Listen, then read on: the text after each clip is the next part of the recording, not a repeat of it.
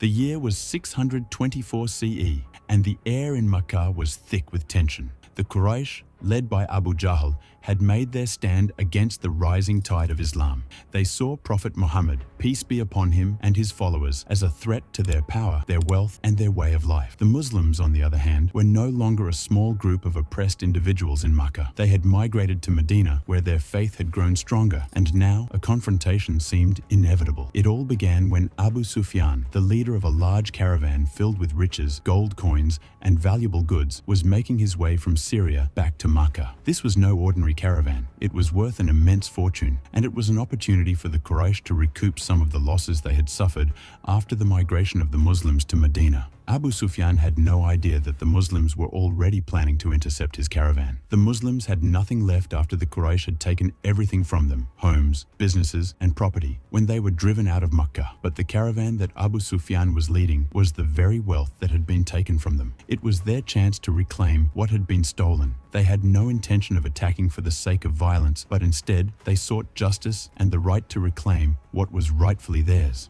Abu Sufyan realized that the Muslims were already on their way to intercept the caravan. Fearing that they would be successful, he quickly decided to change the route of the caravan. But he didn't stop there. He sent a desperate message to Makkah, asking for reinforcements. The Quraysh were no strangers to battle, and they had no intention of letting the Muslims get away with it. As soon as the letter arrived in Makkah, it caused an uproar. Abu Sufyan had been forced to alter his route, but the Quraysh weren't satisfied with just protecting their wealth. Their pride was on the line. Abu Jahl, the arch-enemy of the Prophet, peace be upon him, was furious at the idea of the Muslims challenging them. This wasn't just about a caravan, it was about sending a message. The Muslims were to be crushed. Abu Jahl quickly called for reinforcements, and within hours, the Quraysh had gathered an army of around 1,000 men, including 100 horses and a significant number of camels. The message was clear. They would not let the Muslims escape unscathed. They would teach them a lesson they would never forget. Meanwhile, the Prophet Muhammad and his companions were preparing for a confrontation they knew would be crucial. The 313 Muslims were vastly outnumbered. They had fewer horses, fewer weapons, and no armor to protect them. But they had something the Quraysh did not: faith.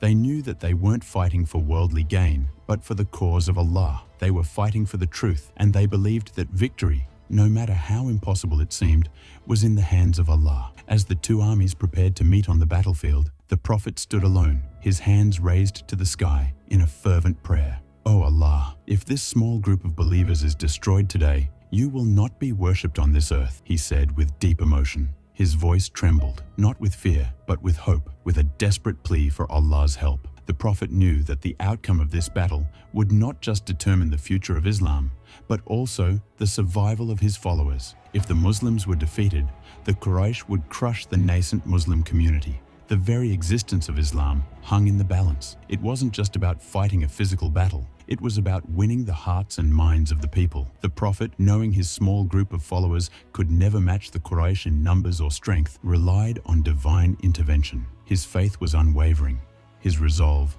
unbreakable. His companions too stood firm, confident that Allah would deliver them the victory they so desperately needed. The battlefield was set. The Muslims stood in their modest ranks, dressed in simple armor, with only 2 horses between them. They had around 70 camels, and many of them were on foot.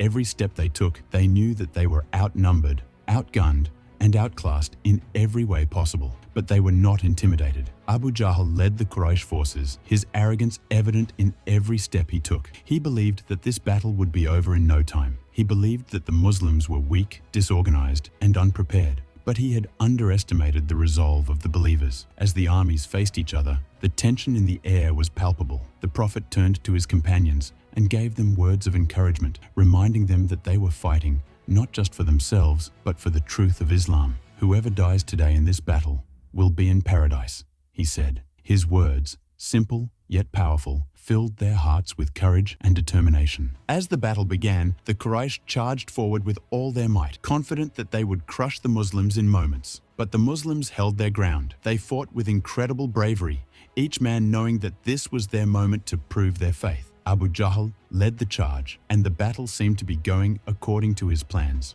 But then, something extraordinary happened. The Muslims, though vastly outnumbered, began to fight back with a strength and precision that confused the Quraysh. Every attack was met with a determined defense, and every strike from the Quraysh seemed to miss its mark. The Quraysh, accustomed to overwhelming their enemies, started to falter. The Muslims, despite being fewer in number, were fighting with a resolve they could not understand. As the battle raged on, a powerful realization began to settle in the hearts of the Quraysh. This was not an ordinary battle. At the height of the battle, something miraculous happened. The Muslims, already fighting with unmatched courage, suddenly felt an overwhelming presence. It was as if the very heavens had opened up to assist them. The Quraysh were stunned, confused, and disoriented. The Quran later confirmed this divine intervention in Surah Al-Imran. Indeed, Allah helped you at Badr when you were weak, so fear Allah. Perhaps you will be grateful. As the Quraysh pressed forward, they were met with a force they couldn't see, a force that made every move they made seem futile. The winds seemed to shift, the tides turned, and the Quraysh army began to crumble. Amidst the chaos, Abu Jahl,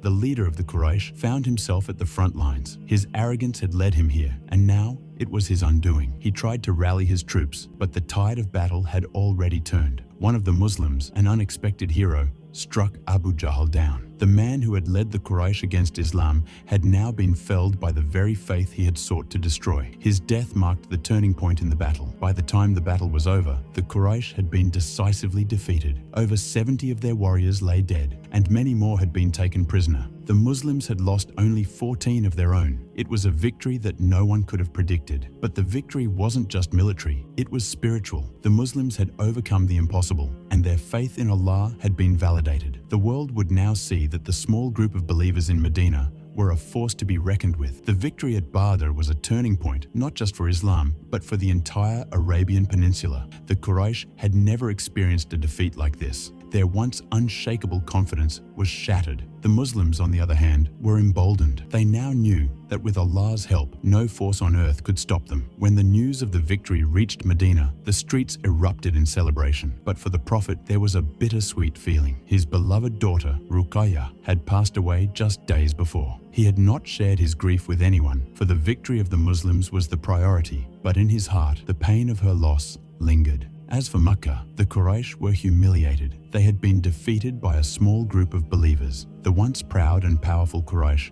were now seen as vulnerable. Their defeat at Badr was a significant blow to their credibility. The Battle of Badr had changed everything. It had shown the world that the Muslims were not just a passing phase. They were a powerful force with a message that could not be ignored. The Quraysh now knew that their domination of the Arabian Peninsula was no longer certain. The Battle of Badr remains one of the most significant events in Islamic history. It proved that faith, even in the face of overwhelming odds, could overcome anything. It showed the power of Allah's help and the strength of a community united by belief. For the Muslims, Badr was more than just a battle. It was a lesson in perseverance, in the power of belief, and in the knowledge that with Allah on their side, nothing was impossible. The legacy of Badr continues to inspire millions of Muslims to this day, reminding them that even in the darkest moments, faith in Allah will lead them to victory.